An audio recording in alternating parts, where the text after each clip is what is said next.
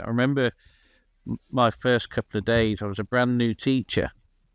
I don't know if people know, but I have a vision impairment, so I was the only teacher in the school with a guide dog. Um, and it was an inner city school. And this senior teacher stopped me on the stairs one day. I was on my second or third day, and he said, "How are you getting on?" And I said, I'm all right. I'm doing okay." And he said, "I'll give you a tip." And he said, "Always stand the kids outside the classroom and make sure they do their ties up." Right. So I did that. What And was his? even when I was teaching RE to the year 11, what was known then as the bottom set, they did not have an interest in RE at all.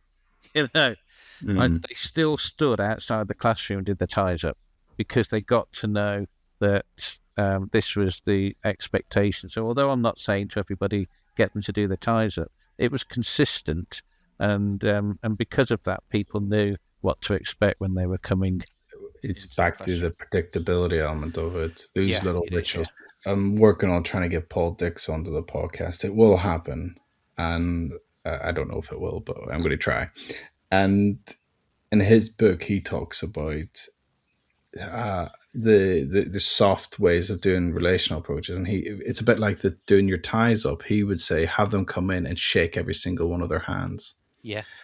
Yeah.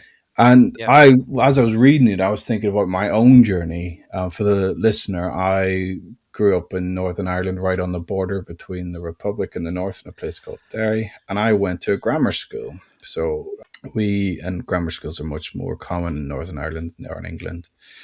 And I always remember the teachers who made an effort with us. I remember one who would greet us, shake our hands, and say our name. That made a Yeah. difference. Yeah. I remember there was one. It was an all boys school, so one teacher complained about we wouldn't treat a man like this. We were rowdy.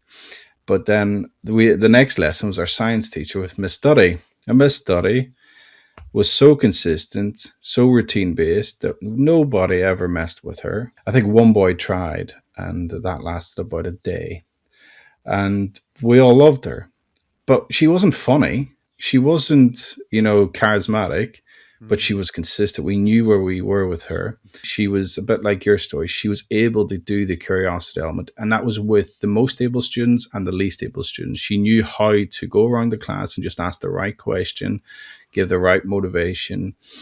So she did make an effort to know enough about us to have brief nurture based interactions, but she didn't know. She didn't know that I was the captain of the rugby team or anything. She didn't care about that much, but she knew enough.